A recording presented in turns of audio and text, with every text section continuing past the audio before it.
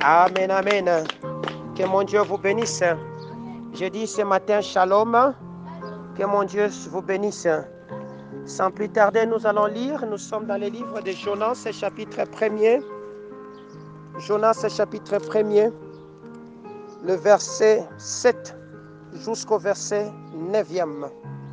La parole de l'Éternel me dit, au nom de Jésus, dans la version Louis II, ils se dirent l'un à l'autre, venez et tirons au sort, pour savoir qui nous tire ces malheurs.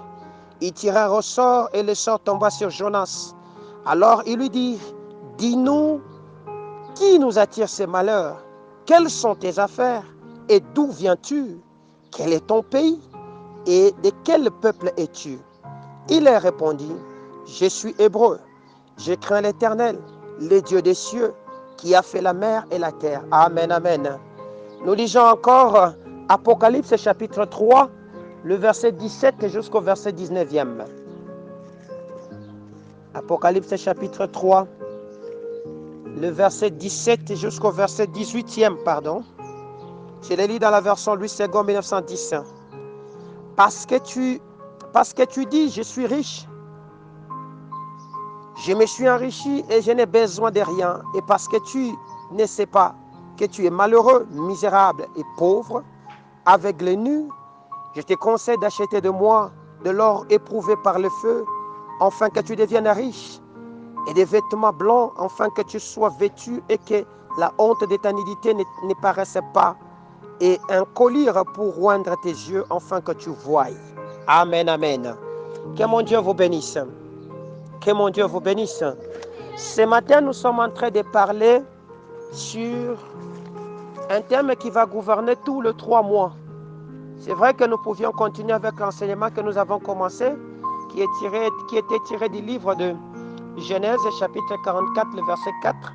Mais lorsque j'ai commencé la série de prières que nous avons commencé, le Seigneur nous a donné un thème qui va gouverner les 3 derniers mois. Alléluia. Qui va donc nous permettre de clôturer l'année. Ce thème est tiré de ce livre de Jonas, chapitre 1er, au verset 7 jusqu'au verset 9e. Ce thème dit, qui nous attire ce malheur? Alléluia. Alors, il est donc impérieux pour toi de savoir d'où vient ce malheur qui est en train de te tracasser maintenant. D'où vient ce problème qui te trouble en ce moment? Vous connaissez l'histoire de Jonas? Vous connaissez qui était Jonas? Vous connaissez où il était et il était en train de faire quoi? De prime abord, nous connaissons que Jonas était un prophète de Dieu. C'était un homme de Dieu qui travaillait pour la gloire de Dieu. Mais il est arrivé qu'il a commencé à fuguer. Alléluia. Jusqu'à ce que quand l'Éternel va lui envoyer pour aller prêcher la bonne nouvelle de la repentance aux enfants de Ninive, il a désobéi.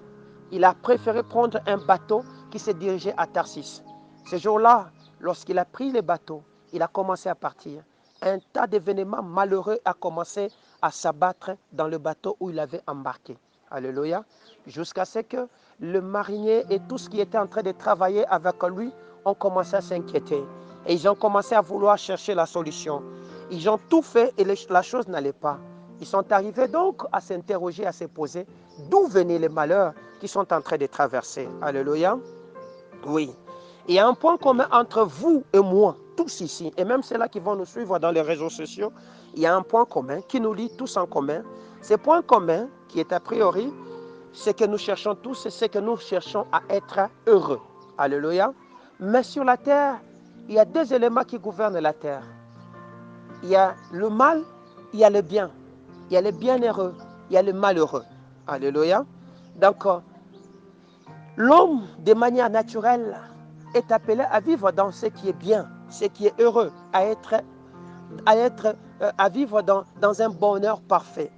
Mais il peut arriver que des événements sombres puissent donc l'accompagner et tout fait son chemin, faire à ce qu'il puisse maintenant commencer à développer ou à vivre des situations qui sont contraires à la situation que Dieu avait planifiée pour eux. Cela dépend ainsi donc, comme vous devez le connaître, des chemins que chacun veut emprunter. Le chemin qu'avait emprunté Jonas était un chemin qu'il avait choisi lui-même. Et parce qu'il avait choisi ce chemin là-bas, un malheur a commencé à vouloir s'abattre sur lui. Vous voyez? Et malheureusement, comme il n'était pas seul, il était dans une embarcation qui avait beaucoup de gens, cela s'est fait abattre sur toute la communauté. Alléluia. Donc, vous devez donc savoir que le bien-être est le vouloir de tout un chacun sur la terre. Il n'y a aucun homme sur la terre qui souhaiterait être malheureux.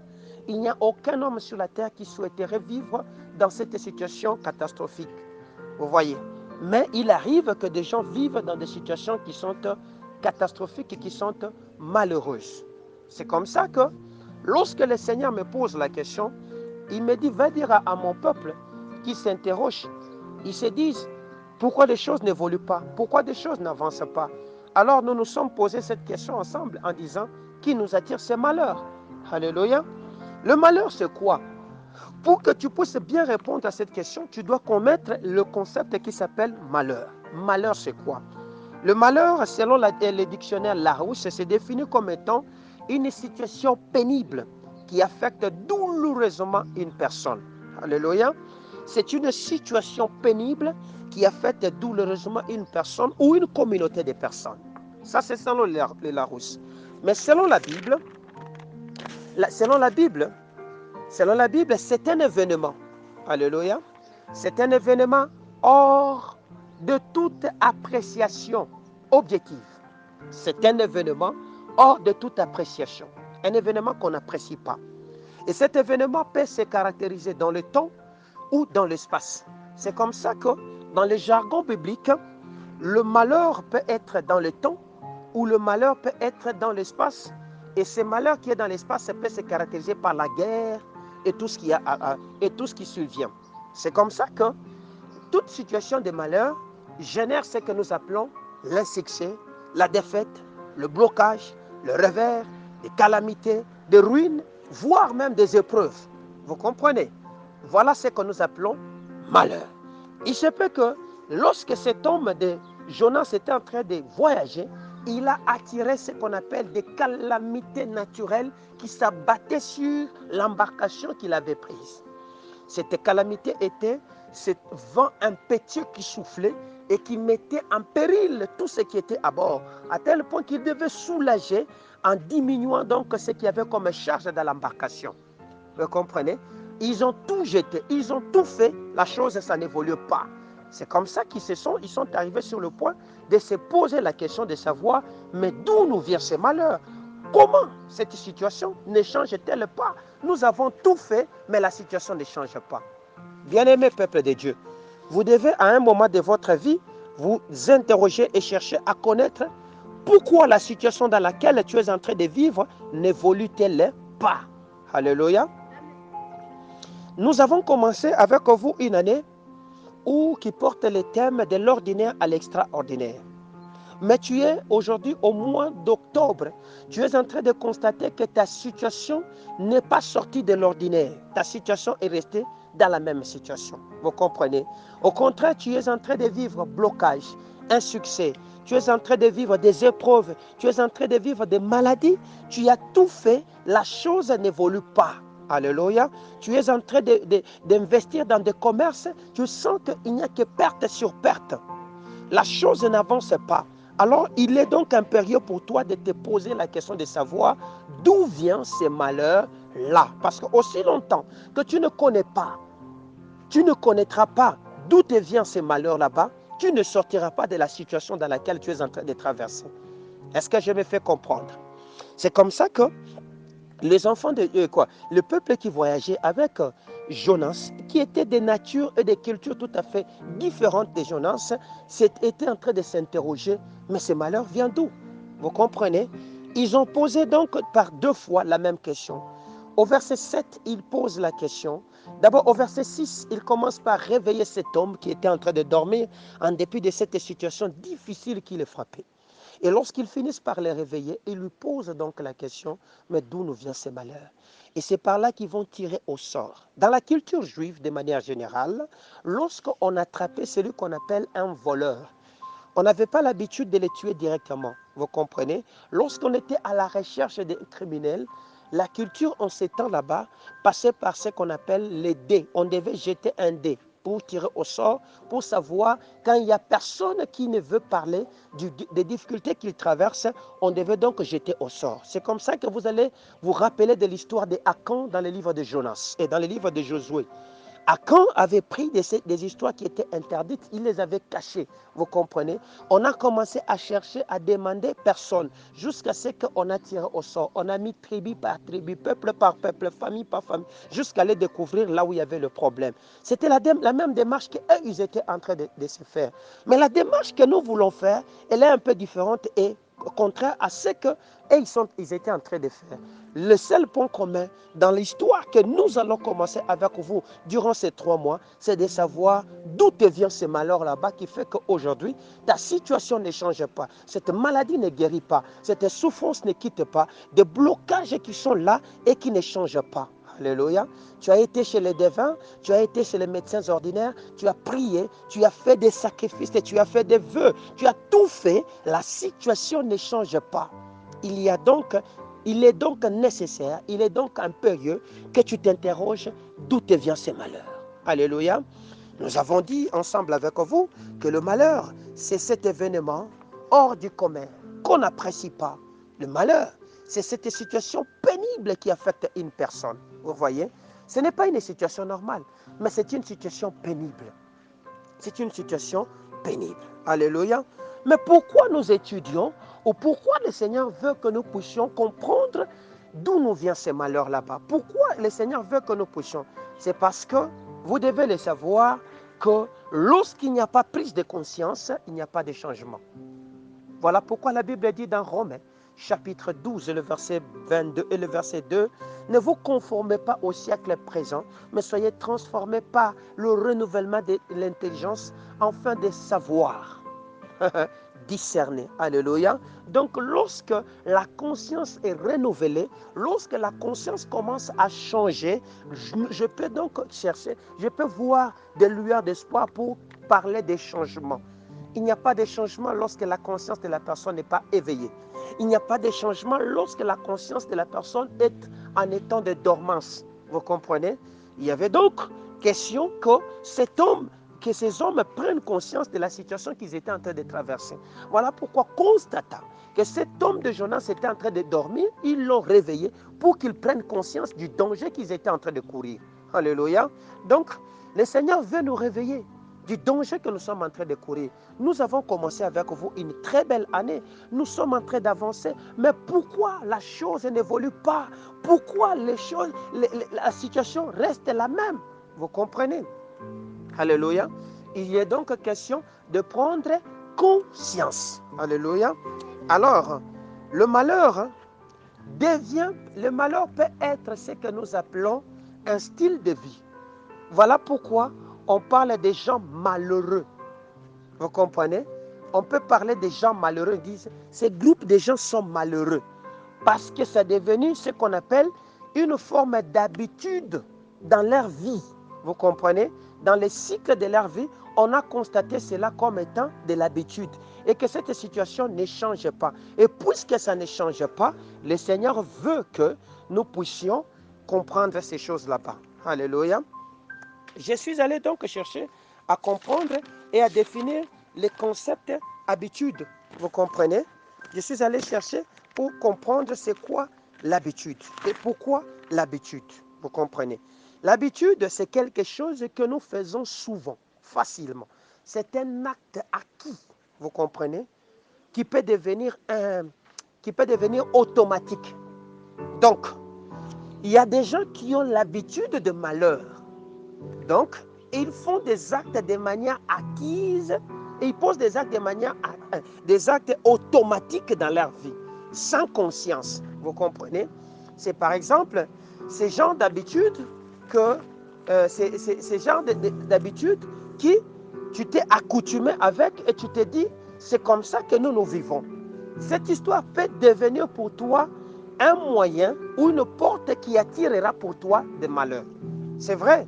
Dans la situation de cet homme qu'on appelait Jonas, Jonas constituait un danger pour les mariniers, pour les gens qui étaient en train de voyager pour aller de l'autre côté. Mais La situation que nous voulons examiner, d'abord, c'est de connaître, parce qu'il y a une question qui nous a été posée, c'est de savoir d'où nous vient ces malheurs. Vous comprenez? Le malheur peut venir de l'extérieur, premier point. Mais le malheur peut aussi venir de l'intérieur, deuxième point. Il n'y a que deux sources de malheur. Soit il est interne, soit il est externe. Vous comprenez? Avant de voir le malheur qui vient de manière extérieure, je voudrais qu'ensemble avec vous, nous puissions étudier ce malheur qui nous affecterait de manière interne, qui est la manière la plus dangereuse. Vous comprenez? Parce que beaucoup de gens, quand ils mènent ce que nous appelons le combat spirituel, ils ont tendance à beaucoup plus regarder l'extérieur et ignorer l'ennemi qui est à l'intérieur. Or, le plus gros et le plus dangereux ennemi de l'homme, c'est cet ennemi qui a pris tes habitudes, qui a pris ta coutume et qui s'est mué en toi, qui est devenu comme toi et qui te fera le plus de mal sans que tu ne puisses comprendre. Alléluia. Alors ce matin, avant d'étudier l'ennemi de l'extérieur, nous voulons étudier l'ennemi de l'intérieur. Alléluia. Nous voulons comprendre qui est donc cet ennemi qui est en train d'attirer le malheur vis-à-vis de nous en tant qu'enfants de Dieu, qui fait qu'au lieu que nous puissions voir une vie extraordinaire, nous ne voyons pas une vie extraordinaire, mais nous voyons une vie ordinaire et qui ne change pas, alors que Dieu a béni. Alléluia. Alors que Dieu a déjà béni. Est-ce qu'on peut comprendre, on peut étudier ces choses ensemble? Que mon Dieu vous bénisse. Alors je suis allé pour étudier quelques manières d'être des hommes malheureux. Quelques manières d'hommes malheureux, vous voyez, et qui font que ces hommes-là ne quittent pas cette situation de malheur qu'ils traversent. Il y en a plusieurs, vous pouvez en avoir même 20, 30 des manières, vous comprenez? Mais j'ai pris quelques manières et que si nous les étudions ensemble avec vous, nous pouvons sortir de cette situation là-bas. Je l'ai dit et je le précise encore. Il ne s'agit pas d'abord de voir l'ennemi extérieur qui constituerait les dangers de notre bateau, qui est en train de gouverner sur la mer qui est le monde, vous comprenez? Mais il s'agit de regarder d'abord l'ennemi intérieur. Est-ce que je suis ensemble avec vous? La première des choses que vous deviez connaître, c'est quoi? C'est que nous sommes dans le livre de Matthieu. Nous sommes dans le livre de Matthieu. Matthieu chapitre 5 et Matthieu chapitre 7. Le verset 1 jusqu'au verset 5e. Que nous dit la parole de l'Éternel?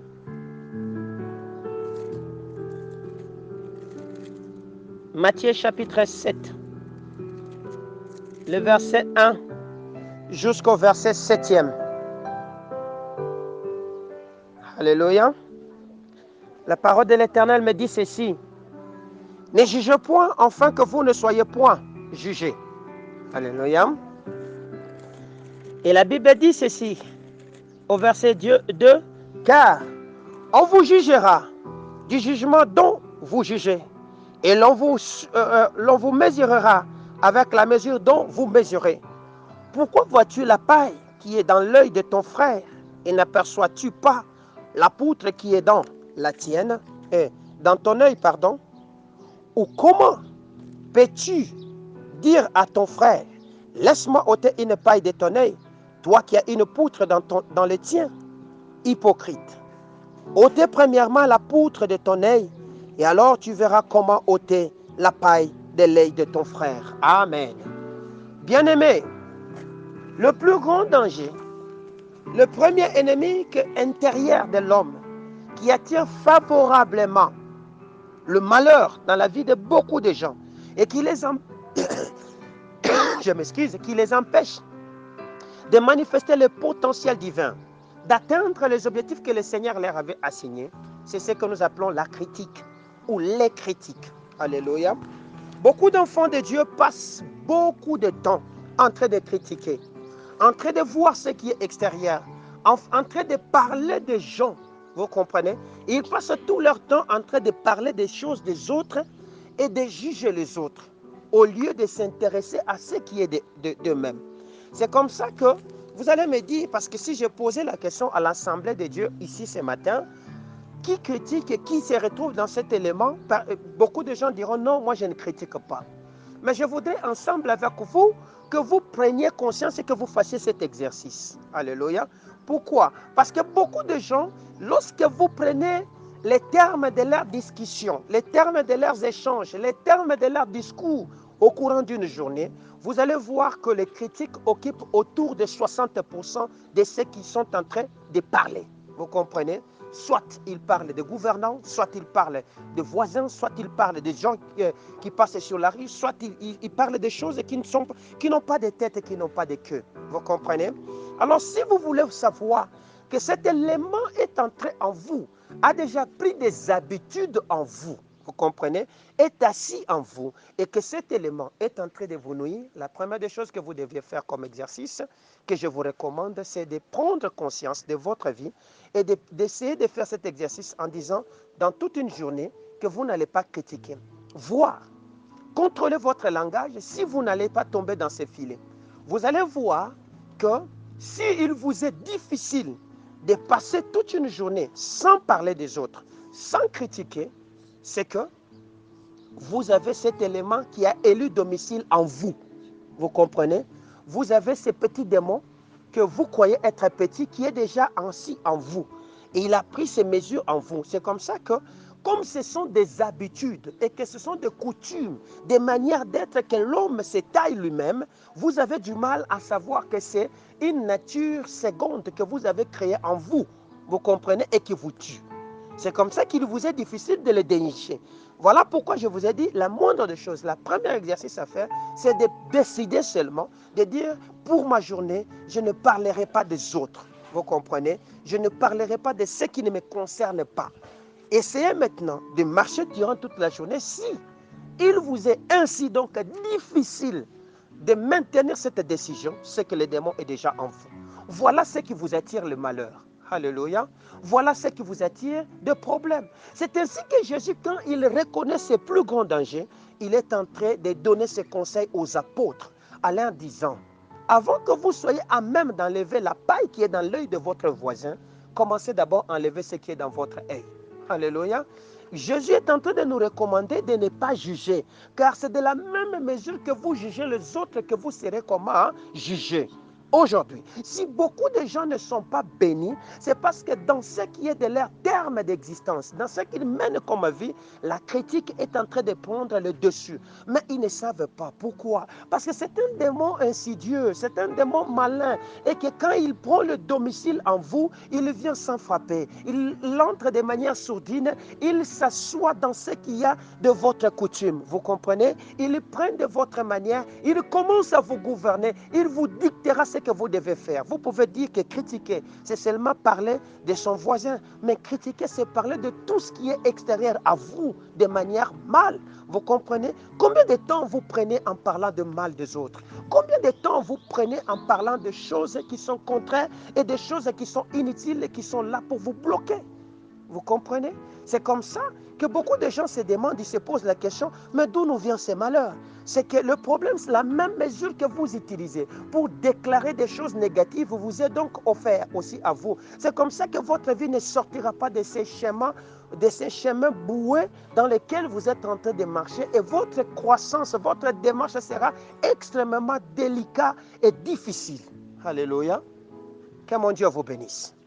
Ce que nous devons faire, c'est que nous ne devions pas tomber dans ces filets. Pourquoi? Parce que lorsque nous critiquons, nous installons ce qu'on appelle cette sale habitude qui nous coûtera cher. Alléluia.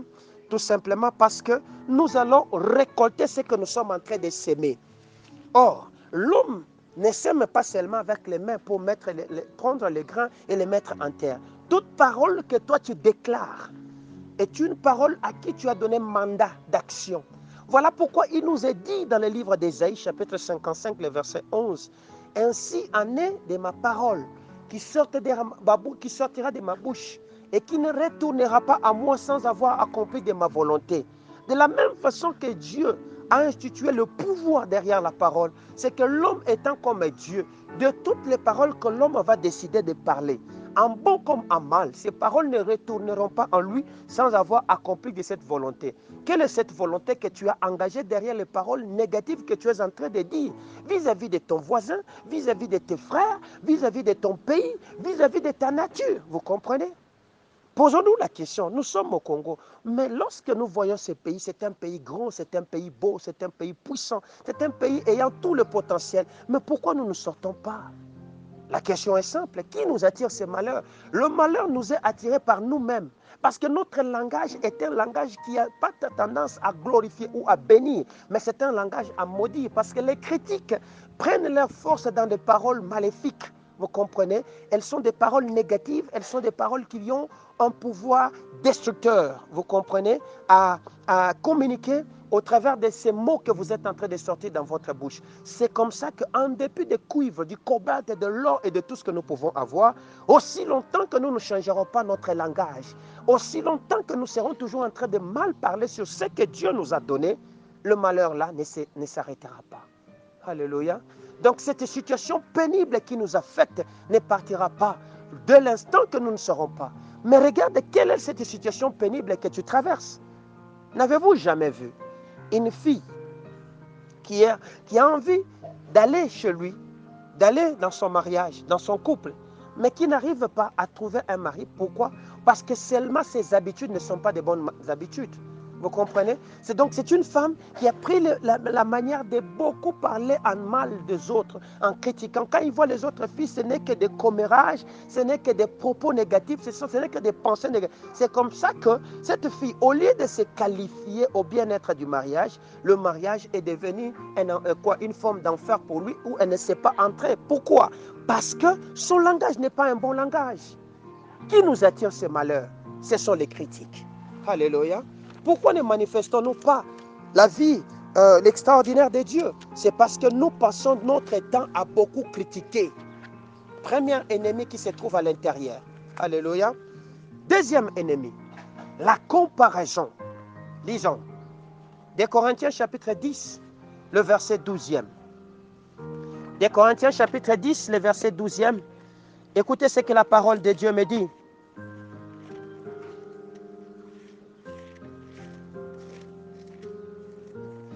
Au verset 12e de 2 Corinthiens 10, la parole de Dieu, il dit, nous n'osons pas nous égaler ou nous comparer à quelques-uns de ceux qui se recommandent eux-mêmes.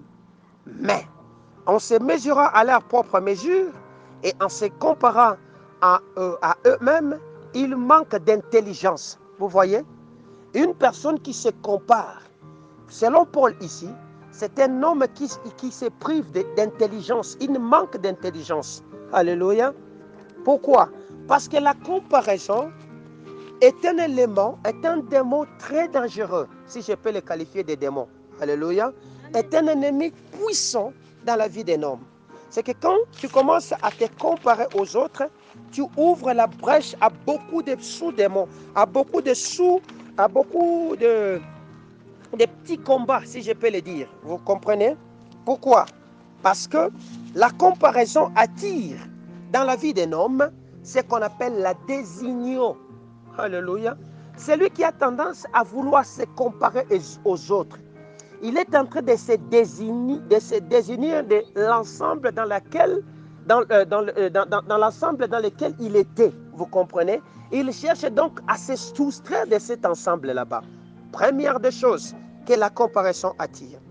La deuxième des choses que la comparaison attire, c'est une forme d'emprisonnement. Voilà pourquoi, lorsque les apôtres, dans Marc chapitre 9, le verset 33 jusqu'au verset 34, ils ont passé, ils revenaient, Jésus était devant, ils étaient en train de discuter pour savoir qui était grand parmi eux. Lorsque Jésus leur rétorque la question, ils s'étaient tus. Vous comprenez? Ils se sont enfermés. Ils ne voulaient pas exprimer. Vous voyez? Lorsque tu cherches à te comparer aux autres, tu es en train de t'ouvrir une porte de prison. Tu t'enfermes toi-même au développement, à la bénédiction, à toutes les qualifications bienheureuses que le Seigneur avait préparées pour toi. Ces choses n'arriveront pas. Pourquoi? Parce que tu cherches à être ce que Dieu n'a pas voulu que toi tu sois. Le problème, c'est qu'on ne se compare pas pour se comparer. On se compare parce qu'on veut être comme. Alléluia. C'est comme ça que la personne commence à vouloir devenir comme eux. Or, lorsque je me laisse à la comparaison, c'est que je suis en train de me détruire moi-même. Voilà pourquoi Paul, lorsqu'il fait sa lettre aux Corinthiens, il les avertit sur ces dangers là-bas. Quel est ce danger? C'est que vous êtes en train de vous priver de l'intelligence. Vous comprenez? Au lieu d'utiliser votre intelligence pour développer le potentiel que Dieu a mis en vous, vous cherchez, vous voulez prendre ce que les autres ont fait. Vous allez vous retrouver. C'est comme ça que j'ai lu quelque part dans la ville, je commence à voir un peu ces slogans se répéter un peu partout dans des magasins.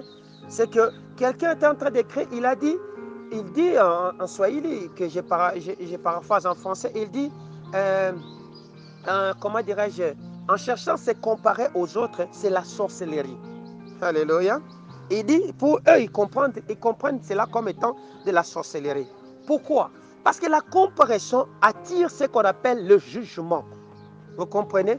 Vous allez vous ouvrir vous-même la porte à des jugements internes, en vous qualifiant soit de bon, soit en vous qualifiant de mauvais. Et ce jour là-bas, vous risquez de tomber. La comparaison attirera des racines diaboliques. Voilà pourquoi la Bible nous avertit sur le danger de l'amour de l'argent, car il est à la base des racines de tout le mot. Vous voyez, on ne va pas aimer l'argent si on ne veut pas se comparer à quelqu'un. Beaucoup de gens qui aiment trop l'argent, c'est parce qu'ils se comparent à des gens et cela les pousse à toute forme de perversion et à toute forme de malheur. Alléluia. La comparaison vous diminuera. La comparaison vous découragera et la comparaison vous poussera à vous condamner vous-même. Et bref, la comparaison vous ouvrira la porte à l'insatisfaction. Est-ce que je me fais comprendre? Vous ne serez donc pas satisfait de ce que Dieu a préparé pour vous. Voilà pourquoi nous devons nous accepter tels que nous sommes, car c'est Dieu lui-même qui nous a créés. Alléluia. Je dois donc m'accepter tel que Dieu m'a créé. Je ne dois pas chercher à me comparer aux autres. Je ne dois pas à chercher à prendre, comment dirais-je, à vouloir être ce que Dieu n'a pas voulu que je sois. Si dans ces temps ici que tu es en train de traverser, Dieu a voulu que tu sois piéton, accepte d'être piéton. Si en ces temps-là, Dieu a voulu que tu manques, accepte de manquer pendant ces temps là-bas. Ne cherche pas à vouloir t'égaler aux autres, parce qu'en voulant t'égaler aux autres ou en cherchant à faire des choses qui sont contraires, tu es en train de te priver de l'intelligence. Alors la Bible me dit, mais qui est intelligent? Mais c'est celui-là qui craint l'éternel. Donc l'intelligence, d'abord, la première définition de l'intelligence selon la Bible, c'est la crainte de Dieu. Alléluia. Or, la crainte de Dieu, c'est quoi? La crainte de Dieu, c'est l'observance de notre loi, des paroles que Dieu a données. Est-ce que tu les observes? Est-ce que je me fais comprendre? Que mon Dieu vous bénisse. Qui nous attire ces malheurs? Deuxième des choses, c'est la comparaison. La troisième des choses, c'est la peur. Alléluia. Écoutez sa peur. Beaucoup de gens ne parviennent pas à exceller ou à faire ressortir le potentiel que Dieu leur a donné parce qu'ils ont simplement peur. Lisons. Psaume chapitre 118, verset 6. Voici ce que la parole de l'Éternel me dit. Psaume 118, le verset 6. La parole de l'Éternel me dit ceci, toujours dans la même version, Louis II, 1910. Alléluia. La parole de l'Éternel me dit ceci, au verset 6e. L'Éternel garde les simples. J'étais malheureux, il m'a sauvé. Alléluia. Pardon. Là, j'étais en train de lire 116, pardon. 118. Verset 6, la Bible dit, l'Éternel est pour moi, je ne crains rien. Que peuvent me faire des hommes? Alléluia. Ça, c'est David qui est en train de se poser cette question. Il dit, l'Éternel est pour moi, je ne craindrai rien. Que peuvent me faire les hommes? Beaucoup de gens ont peur de tout. Non, j'ai peur parce que Batanisema. Oh, j'ai peur parce que je ne veux pas. Je peur.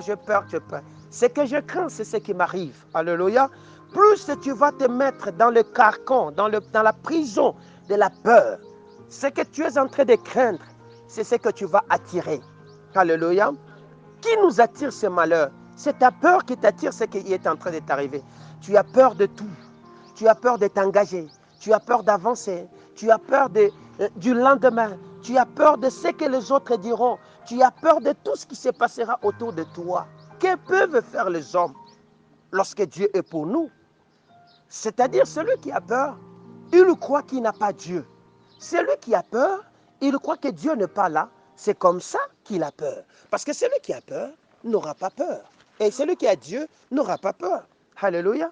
Lorsque Jésus se décide de traverser la rive pour aller sauver un homme qu'on appelait communément un fou d'un lieu qu'on appelait Gadara, ce jour-là, une grosse tempête s'était élevée.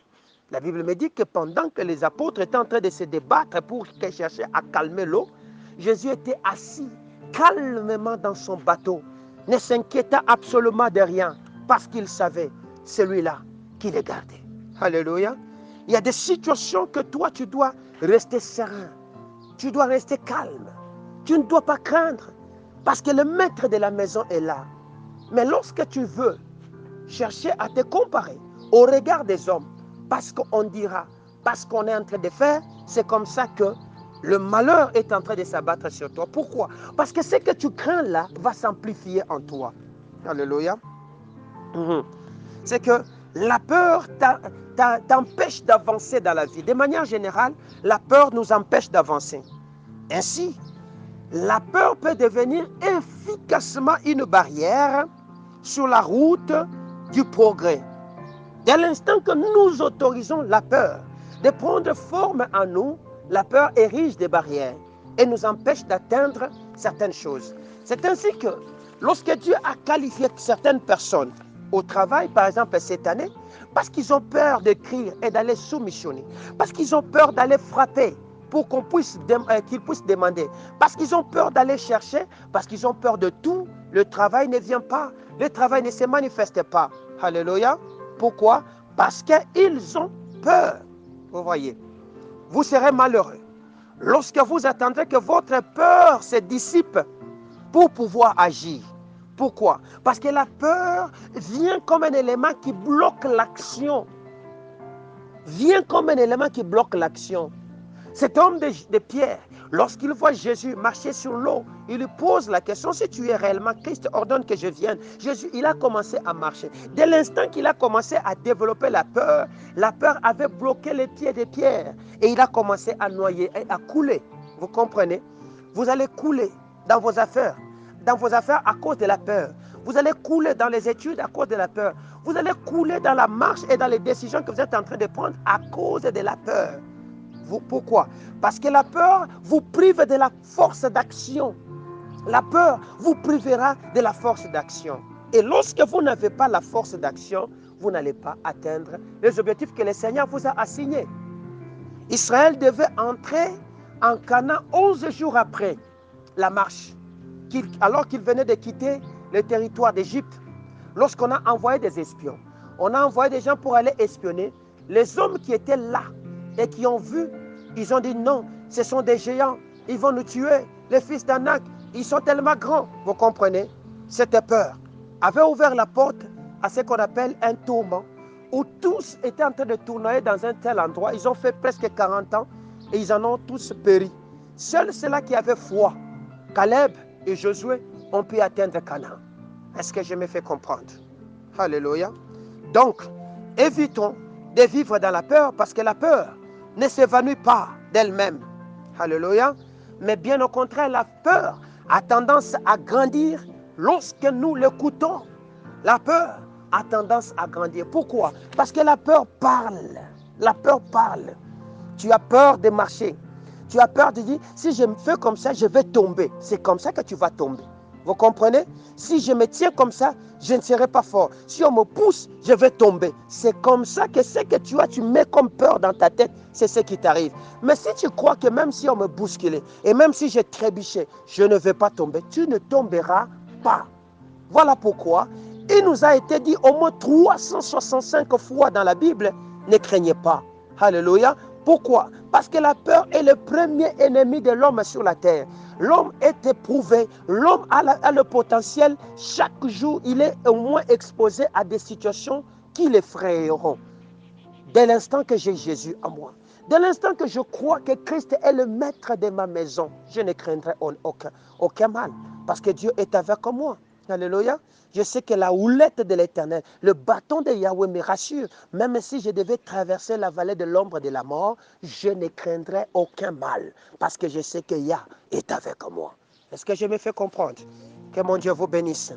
Quatrième élément qui nous attire des malheurs, c'est vivre dans le passé. Alléluia. Voilà ce que la Bible dit dans Ésaïe chapitre 43. La Bible dit, ne considérez plus les événements passés. Voici, je vais faire quelque chose de nouveau. Ne la voyez-vous pas venir? Alléluia. Lorsque tu attaches ta vie au passé, lorsque tu seras toujours en train de regarder au concombre et au miel d'Égypte, tu n'avanceras pas. Parce que l'homme n'a pas été créé pour regarder en arrière. Mais l'homme a été créé afin d'avancer. Alléluia. C'est comme ça que les yeux des hommes n'ont pas été mis derrière la tête, mais devant. Afin que l'homme ait la possibilité d'aller toujours de l'avant. C'est comme ça qu'il vous est même difficile de tourner votre tête à 90, donc à l'angle de 80, que ça fasse 80 degrés. La tête ne peut pas tourner comme ça. Vous comprenez? Parce que Dieu n'aime pas des gens qui regardent, qui tiennent la charrue et regardent en arrière. Il faudra que lorsque tu as pris la décision, que tu avances. Mais ça fait un temps, depuis que tu as commencé, tu es toujours en train de regarder en arrière. Tu es toujours en train de croire à ce qui était passé. C'est le passé. Le passé est passé et le passé ne reviendra jamais. Dès l'instant que c'est passé, ça sera écrit peut-être dans les livres d'histoire. On les lira comme des histoires, mais ces choses ne se répéteront plus jamais. Nous courons vers l'avenir et l'avenir est merveilleux pour nous et nous devons optimiser et croire que notre avenir sera merveilleux et nous allons avancer. Pourquoi? Parce que toi, ça fait déjà un temps, tu es resté toujours attaché à tes $500 que tu touchais là. Dès l'instant que tu ne les touches plus, tu as commencé à regarder au passé. Vous comprenez?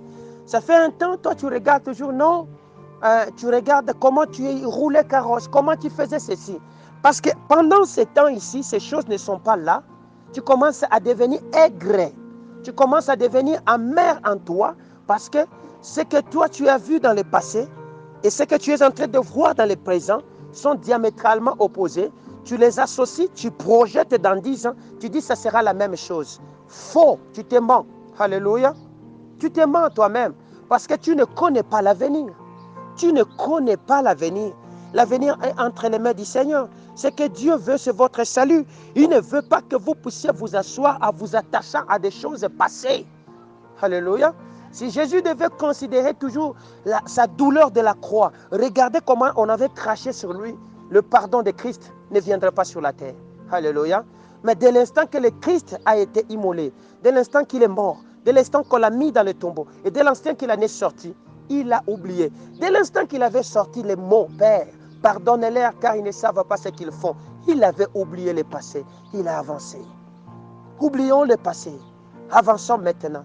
Parce que le temps pour nous d'atteindre ou de manifester l'extraordinaire de Dieu est là. Alléluia.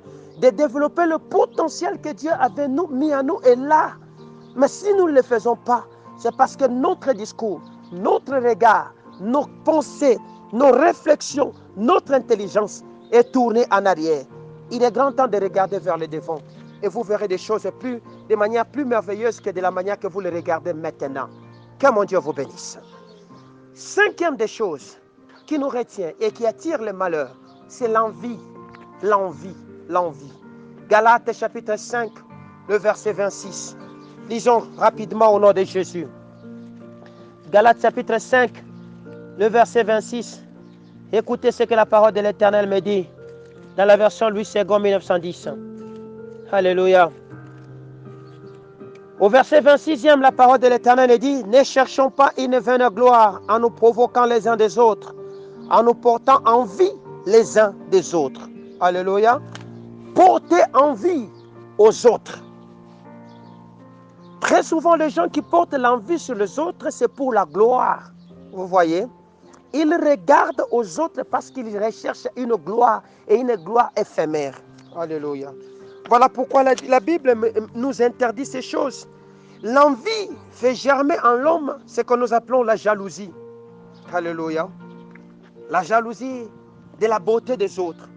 La jalousie de l'intelligence de l'autre. La jalousie de la richesse, de la force, de la gloire des autres. Vous comprenez? Parce que tu vas jalouser ces choses, tu vas donc t'ouvrir une porte à des blocages inutiles. N'enviez pas, nous dit la parole de l'Éternel. L'envie reste parmi les éléments qui forment le triangle du péché ou le triangle de la mort. Alléluia. Parce que l'envie est le petit frère de la convoitise. Vous voyez, nous n'envions pas seulement pour envier, nous envions parce que nous convoitons. Or, la convoitise a des branches. Il y a la convoitise des yeux, il y a la convoitise de la chair. Lorsque ces deux éléments commencent à germer en vous, si ils ne sont pas assouvis, ils vont faire germer le troisième élément qui forme ce triangle là-bas, qu'on appelle l'orgueil de la vie. Alléluia. Oui, ces hommes qui ont toujours envie de vouloir paraître, de vouloir être comme, de vouloir faire comme. Je veux que ma maison paraisse comme ceci. Ne voyez-vous pas que nous sommes en retard? Nous avons fait cela. Vous êtes en train de vous détruire. Vous vous posez la question, mais pourquoi nous ne sortons pas de cette situation? Pourquoi nous n'évoluons pas? D'où nous vient ce malheur? C'est parce que vous enviez ce qui ne vous avait pas été donné. Alléluia.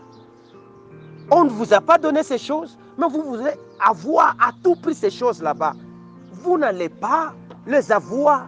Au contraire, vous souffrirez en vous parce que ces choses font germer la jalousie.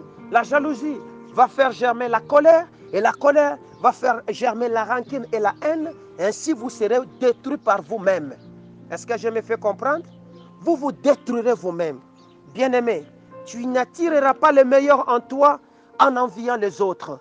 Tu n'attireras pas le meilleur dans ta maison en enviant une maison de l'autre. Tu n'attireras pas le meilleur en toi en regardant en ce qui est des autres. Je veux être élancé comme cette fille-là. Je veux être court comme cette fille. Je vais regarder. Je vais avoir cette masse-là. Tu vas échouer. Alléluia. Vous comprenez? Contente-toi de ce que Dieu t'a donné. Toi, tu es né mince, reste mince. C'est en voulant envier, devenir comme les autres, que vous êtes en train de tourner derrière les magasins des Chinois, faire ce qu'on appelle le make-up et le consort, et vous vous détruisez. Nous attendons dans 10 ans. Quelles seront l'image des filles qui sont en train de vouloir faire le botox, les make-up et consorts? Quelle en sera l'image? Vous comprenez? Parce que nos mamans aussi, ou nos grands-mères, avaient à leur temps utilisé des histoires qu'on appelait en lingala à l'époque les bondowe. Aujourd'hui, quand vous le regardez comme ça, il dit, mon fils, pourquoi tu me regardes beaucoup? Vous comprenez?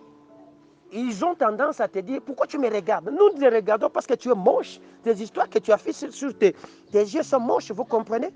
Regardez tous des femmes qui prennent le temps, ils sont noirs, mais ils ont envie de devenir blanches. Ils utilisent tout ce qu'il y a comme la force de l'hydroquinone. Mais vous allez devenir moche. Et vous allez commencer à nous dire, non, j'étais tombé dans une boîte d'eau. Et dans un fût d'eau, c'est comme ça que j'ai été brûlé. C'est faux. Nous savons que c'est de l'hydroquinone. Est-ce que je me fais comprendre? N'enviez pas. Que mon Dieu vous bénisse. Qui nous attire ces malheurs? L'envie.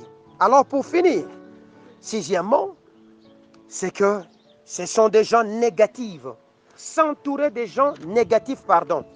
Lorsque vous choisissez de vous entourer des gens négatifs. 1 Corinthiens chapitre 15, je crois le verset 33, la Bible dit, ne savez-vous pas que la mauvaise compagnie corrompt les mauvais et les bonnes mœurs? Vous comprenez? C'est que toutes les fois que vous cherchez à vous attirer des gens, vous pensez, vous regardez parce qu'ils s'habillent bien, parce qu'ils sentent beaux, parce qu'ils sont élégants, parce que leur discours est tellement, je ne sais pas comment, parce que quand ils parlent, ils sont, je ne sais pas, mais vous ne savez pas ce qui est en eux. Vous comprenez? Peut-être qu'ils ont de mauvaises mœurs qui sont en train de vous pourrir la vie. Vous comprenez?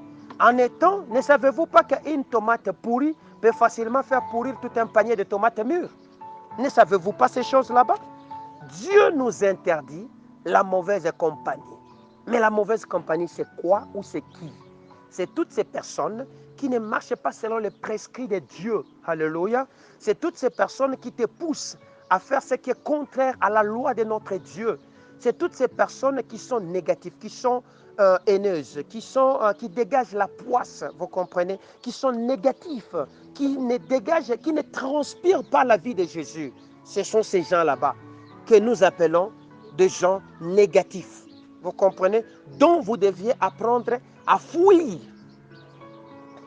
et à partir loin de pourquoi? Parce qu'ils vont ouvrir pour vous ce que nous appelons la porte des malheurs. Je ne me souviens pas très bien des passages, mais je connais l'histoire.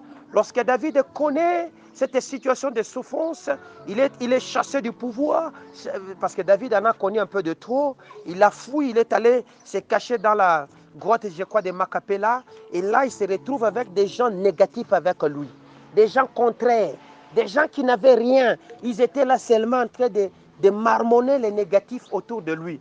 David, s'il était resté avec tous ces gens là-bas, il n'allait pas avancer. Vous comprenez? Il a fallu qu'il se renouvelle en lui pour dire, ces gens ne sont pas des gens de ma calibre. Je dois les abandonner pour maintenant avancer. Alléluia.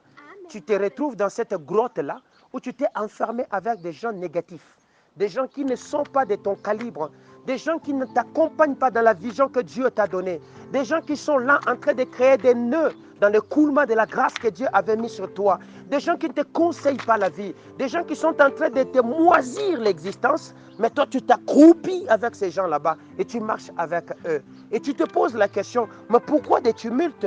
Pourquoi des problèmes? Pourquoi ces choses m'arrivent? Le problème, c'est d'abord toi-même. Alléluia. Le premier ennemi que tu devrais commencer à combattre, ce n'est pas l'extérieur, mais c'est toi-même. C'est la compagnie dans laquelle tu es en train de vivre. Ce sont des gens qui t'accompagnent. Alléluia. Et lorsque tu apprendras à quitter ces choses, tu vivras. Alléluia. Au-delà de tout ça, qui nous attire ces malheurs? Ce sont des péchés non confessés, des péchés cachés, des péchés que nous chérissons tant, des péchés que nous développons en nous-mêmes, que nous gardons, que nous ne voulons pas nous libérer. Ces choses-là attirent le malheur. Alléluia. Pourquoi? Parce que Dieu n'aime pas des gens qui vivent dans les péchés. Alléluia. N'aime pas des gens qui vivent dans les péchés. Alors, nous sommes en train de prier. Nous sommes en train de chercher à connaître d'où nous vient ce malheur, qui fait que lorsque Dieu parle, au lieu que nous voyons la chose, mais nous voyons exactement le contraire. Lisons Philippiens chapitre 4 pour savoir comment on peut combattre un ennemi de l'intérieur. Philippiens chapitre 4, le verset 13e. Alléluia. La Bible me dit ceci, dans la même version Louis II 1910. Philippiens chapitre 4, le verset 13e. Je vais le lire. La Bible me dit, au nom de Jésus, je puis tout par celui qui me fortifie. Alléluia. Je puis tout. Philippiens, attendez. Philippiens chapitre 4. Oui. Philippiens chapitre 4, le verset 13e. Il est en train de dire, je puis tout par celui qui me fortifie. Cependant, vous avez bien fait de prendre part à ma détresse. Alléluia. Donc, pour savoir combattre les habitudes de malheureux, les habitudes déjà négatives, vous devez savoir que vous n'avez personne d'autre si ce n'est que Yahweh. Et que ce que vous êtes en train de chercher là-bas, vous ne pourrez le faire que par celui qui est en vous, qui s'appelle le Christ. Si et seulement si il habite en vous. Alléluia. Parce que s'il n'est pas en vous, tout ce que vous pourrez faire va échouer. Posons-nous la question. Pourquoi tout ce que tu fais échoue? Pose-toi la question. Pourquoi ce que tu entreprends, ça n'évolue pas? Pose-toi la question. Pourquoi quand tu investis, il n'y a que chute et chute? Pourquoi ça n'évolue pas? Les gens qui étaient avec Jonas dans la barque, c'était des commerçants. C'était des gens riches. Ils avaient de leurs histoires, ils voyageaient. Mais à cause d'une seule personne, ils s'étaient appauvris. Ils avaient tout jeté dehors. C'est vrai. Ça peut être que, il se peut que ce soit toi ou moi. J'ai mes problèmes à moi. Je vis avec des mauvais. J'ai de l'envie. J'ai de la haine. J'ai tout ce qui est négatif. Ce qui n'est pas de Dieu.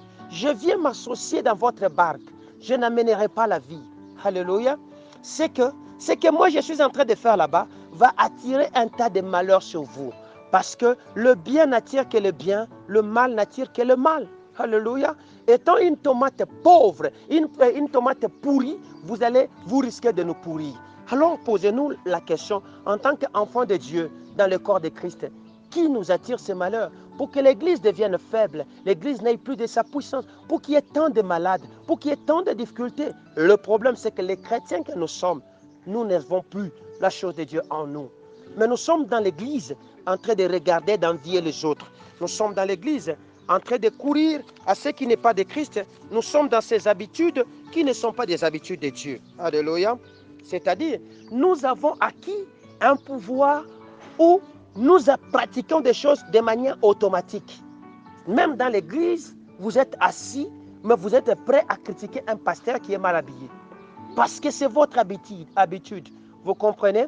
Vous êtes dans l'église, vous pouvez facilement envier les choses de l'église et arriver jusqu'à les voler. C'est parce que c'est votre habitude. Et tu te poses la question, mais pourquoi je ne travaille pas? C'est parce que tu as des habitudes qui ne sont pas des habitudes de notre Dieu.